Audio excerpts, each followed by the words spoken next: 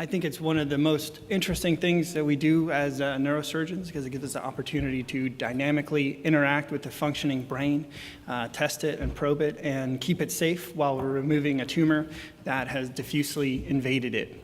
So we're going to talk about all the techniques to achieve maximal safe resection. Quick overview, we're going to talk about the need for that, and then we're going to talk about anatomical functional MRI, specific language areas, how we can combine those with diffusion tensor imaging to create language maps, and then use those to help guide our intraoperative dissections and using cortical and subcortical techniques for mapping language and motor function. So the MRI appearance of tumors really sets the goal of operations. High-grade tumors, the goal is for resection of the T1 contrast-enhancing lesion, although more recent data has basically shown that surrounding flare also includes significant amounts of tumor, and resecting this might also be beneficial as well. So we're constantly pushed to push the envelope on resecting these. Low-grade tumors, on the other hand, have marked by less enhancement, but the goal of resection is still the same, of removing all that T2 flare signal, which can diffusely infiltrate the brain and not present a clear border anatomically or by other means. More advanced MRI or PET might identify hypermetabolic areas that you might favor to target in resection, but none of that is really borne out in any studies to date. Why is this the goal? Well, extent of resection correlates with outcome. Gross total resection demonstrates the highest benefit in series after series. This has been extensively studied in GBM, and shown here is data from one of the largest case series from MD Anderson, over 1,200 patients, showing that gross total resection significantly extends survival. And this has also been confirmed in meta-analysis. Busy chart here, but all that it's presented is to show that preponderance of the evidence favors gross total resection in study after study. The extent of resection, if it's less than gross total, it can still be beneficial, and that's shown in a study here from Sinai and Berger from UCSF that showed extent of resection above 78% still had a pretty marked increase in survival overall. On the flip side, residual tumor also correlates with survival, so increased size of residual decreases someone's survival exponentially, and using that same sort of cutoff paradigm, the folks from Cleveland Clinic here have shown that 2 cc's of residual sets a threshold for a significant cutoff for overall survival.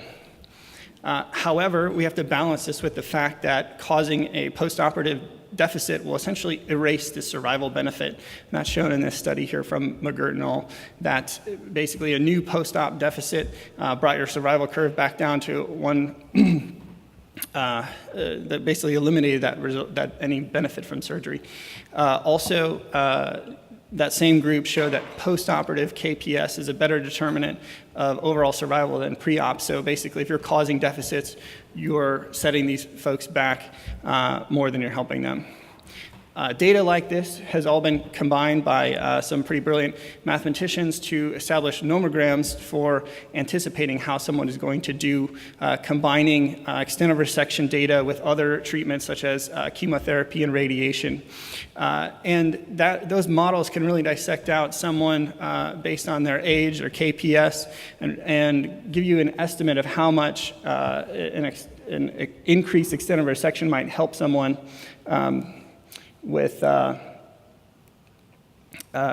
the top left there, showing that a younger person with good KPS gets a much bigger survival than someone that has a lower KPS or ends up with one, and those other adjuvant therapies also don't provide as much benefit. So all that taken together, the mathematical modeling from the meta-analyses and all the case series basically show that maximal safe resection is going to give our patients the highest benefit from a surgery. This actually holds true as well in low-grade gliomas, especially now that we're understanding the molecular drivers of these tumors and moving towards a molecular classification. We have to consider them almost as separate diseases. Shown in the middle there is the effect of extent of resection on IDH mutant tumors, and it's pretty dramatic, the increase or the difference that a complete resection can make. On the other hand, similar data suggests that tumors that have IDH wild type actually behave more like a glioblastoma, and therefore the same sort of extent of resection benefit is seen up there on the top right. That is in pretty stark contrast to the case of oligodendrogliomas, which is shown here as a sort of molecular classification of these new tumors, and they're really marked by that 1p19q co-deletion. This is a little bit of a busy slide, but it is hopefully going to convince you that oligodendrogliomas are pretty sensitive to chemotherapy and radiation, and extent of resection in those may not have as much of an effect. So in the top left there, this is data from the RTOG 9402 trial, which was basically PCV and radiation for oligodendrogliomas, and the patients that had the 1p19q co-deletion up there in yellow, they do much better than the ones without it. The bottom left is showing that the addition of the PCV also helped. And then that's in pretty stark contrast to the graphs over on the right, where the top two lines, the dotted red line and the orange, are the difference between biopsy and a gross total resection for oligodendrogliomas grade 2 on the top and grade 3 below, and that's from the SEER database. Interestingly, a subtotal resection is shown in the blue line, and that's significantly worse than biopsy or gross total resection. And the authors of that study are basically implicating the fact that if patients are taken to a surgery where only these tumors can only be subtotally resected, they may have been at a higher likelihood of having a postoperative deficit and therefore aren't doing as well. So I think that kind of raises stakes a little bit for operating on those tumors. This still sort of remains to be seen, but there's at least several other studies out there that are sort of pushing this idea that oligos may be a little bit more like primary CNS lymphoma in the future, in that maybe they should be biopsied and have chemoradiation. Of course, this raises the problem of how do you differentiate an oligo, because there's no reliable imaging method. But there are some clues, such as cortical involvement calcifications, indistinct borders, and overlaid thinning bone. Also, the age range for oligos is a little bit different from low-grade astrocytomas. But you don't necessarily know when you're going in.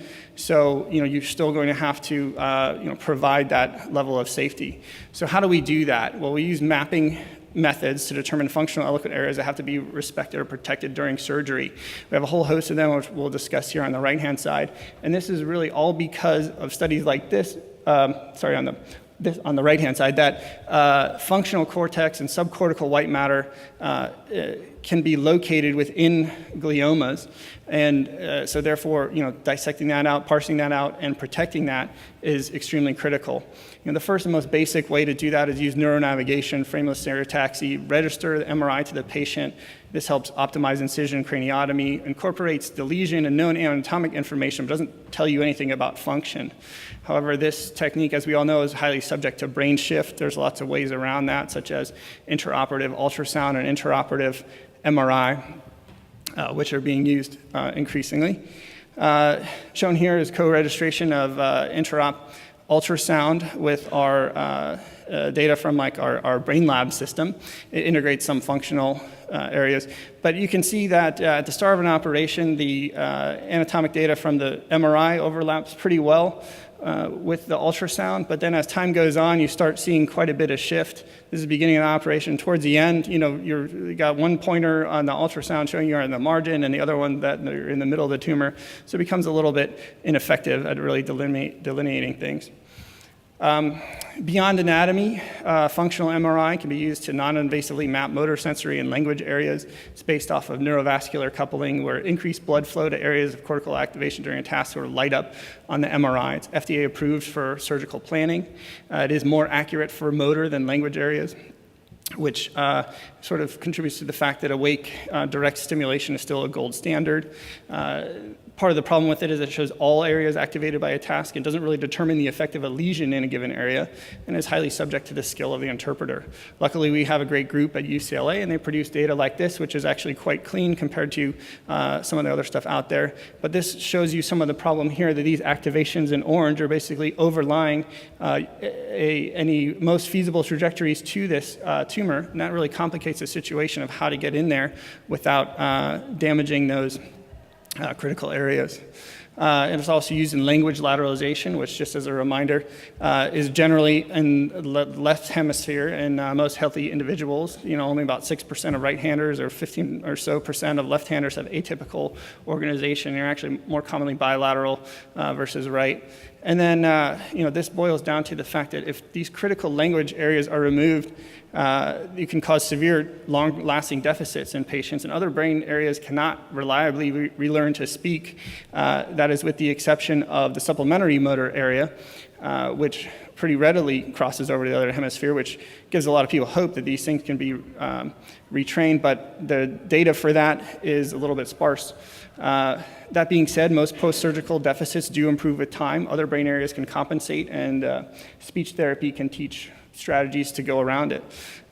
In young children, though, we have seen evidence of language reorganizing to the other hemisphere, but this is not done in a perfect way, and deficits often persist in those patients as well, too. Special case for when patients are bilingual, you have to match what's happening with their different languages. So here's an fMRI for someone that's English and Spanish speaking, and you can see significant differences between the two. And that has to be taken into account in your surgical strategy as well.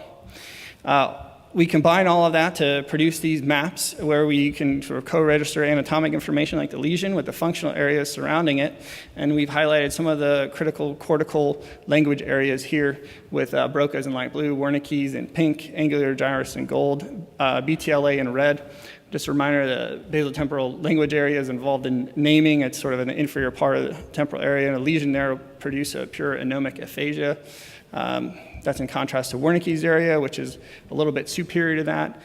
Some of the more recent sort of concepts of this divided into two cortical areas and a bunch of underlying subcortical networks, but different lesions result from whether or not it's an inferior or superior area of Wernicke's that's damaged, or what part of the underlying white matter tract. Angular gyrus, again, critical for reading and integration of auditory and visual information. Diffuse pathways emanate from it that basically go all over. And so those have to be respected during an operation in that area as well. Broca's area, in quotes there, usually thought to be a pretty focal region, but is quite variable in precise location, and some people have different Broca's for different languages. Lesions there produce difficulty with naming and effortful speech, and intraoperatively show arrest or anomia stimulation. We combined these functional MRIs with diffusion tensor imaging, which basically allows us to image axonal pathways in the subcortical white matter, which is determined by the preferential movement of water along the axonal pathways. We can sort of seed a cortical area and show where it connects to in the subcortical space with some pretty interesting software algorithms. And that helps us locate white matter tracts that are involved in critical functions like motor and speech.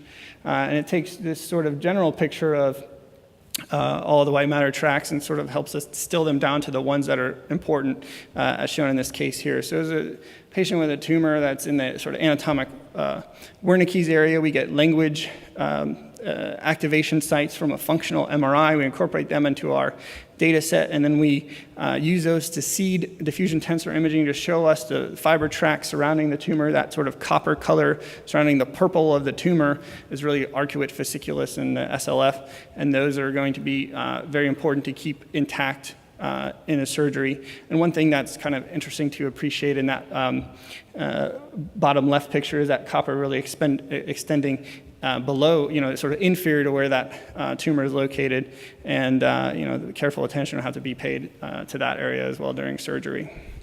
It can be very useful for these to determine trajectory. Here's another tumor in a similar area where it sort of pushed all the tracks anteriorly. Clearly, you're going to take a more posterior approach to not violate those tracks on the way in.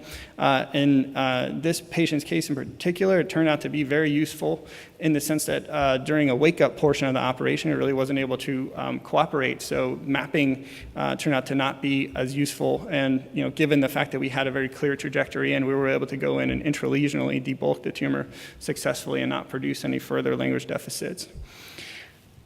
Moving on to functional and cortical and subcortical mapping, which is what we actually do while we're in the operating room. We basically use direct electrical stimulation of the brain to produce temporary lesions in cortical or subcortical functions that then we monitor for corresponding either neurologic deficit or activation of, say, a motor pathway. We use both monopolar and bipolar stimulation, and there's some differences in sort of how those work, with monopolar radiating stimulation out sort of diffusely, and bipolar being a little bit more precise, a little bit higher density, and therefore a little bit higher chance of inducing seizures.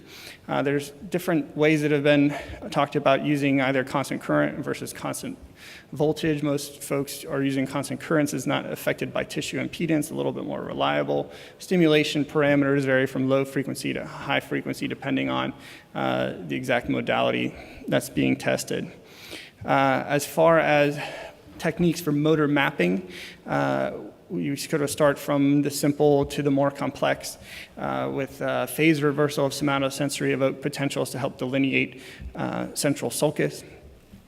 Phase reversal is based on the change in a dipole direction that occurs over a central sulcus when you lay an electrode grid across that region, as shown in that middle diagram there, and then you can see the change in the dipole occurring between the fifth and sixth electrodes there.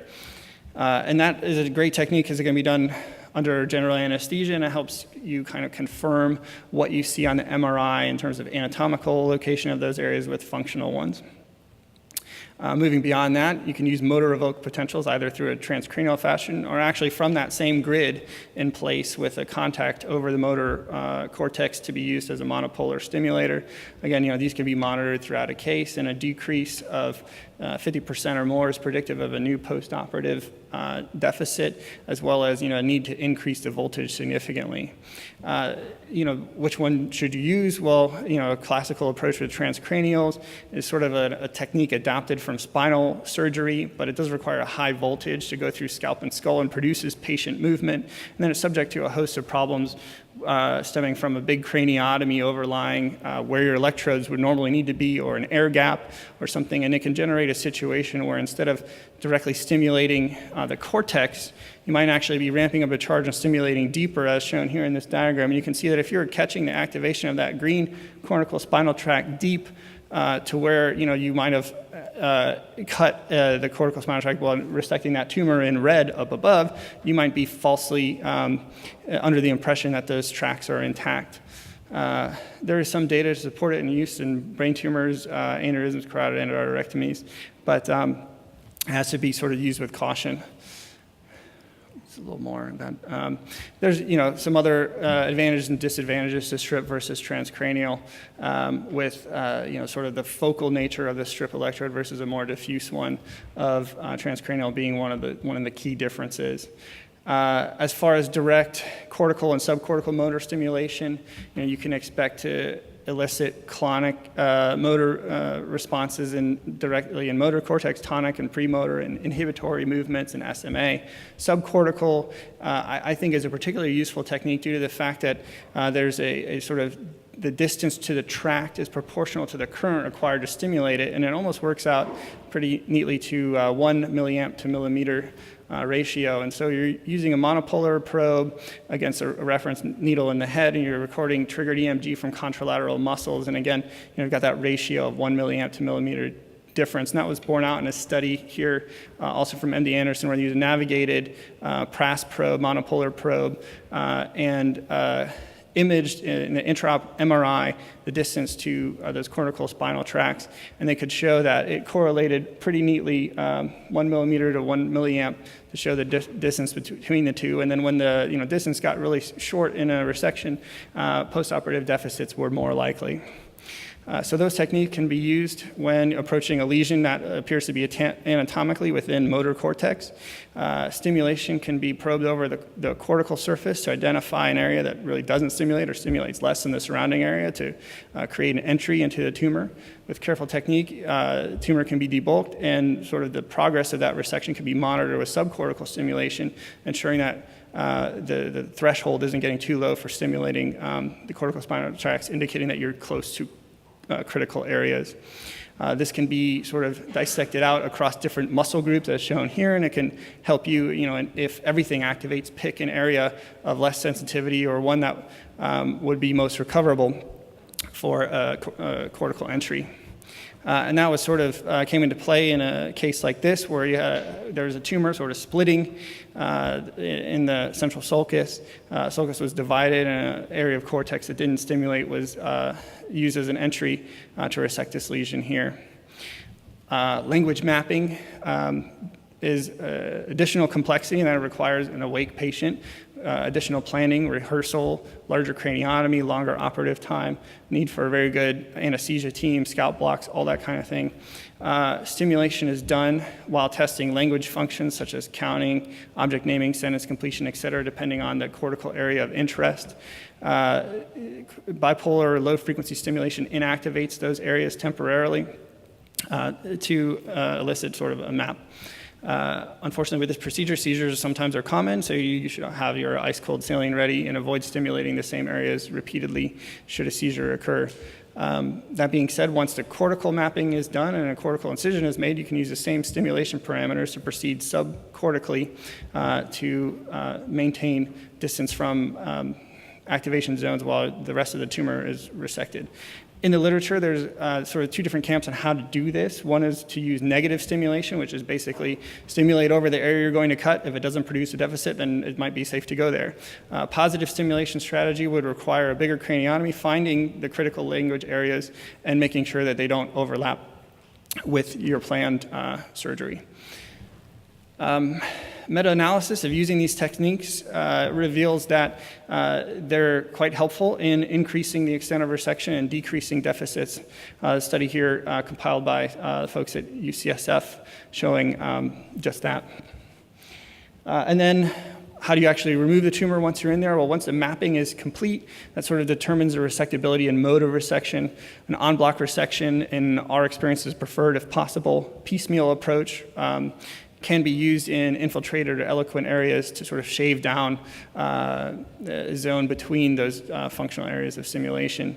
A recent study that I was involved in basically looked at our experience with using en-bloc techniques in tumors, both in non-eloquent and eloquent areas, to show that the technique is actually applicable for tumors that are surrounded by stimulating, cortical stimulating sites. So shown there on the left was that Broca's area is in close proximity to this tumor, but it could still be safely removed with an en-bloc technique where cortical incision is started sort of circumferentially around the tumor and carried along a gliotic tumor white matter interface circumferentially around the tumor, and it's removed in a single piece, which basically helps you ensure that you're going to achieve a gross total or as high extent of resection as possible.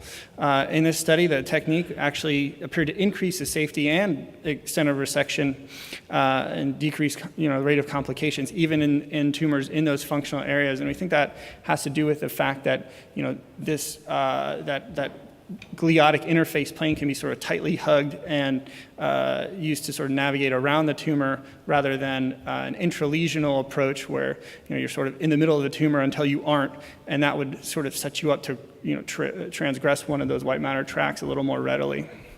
So sometimes you're faced with a tumor like this shown on the left, where it's just so well delineated that it just doesn't make sense really to do much else, but you still need to make sure that the tumor doesn't contain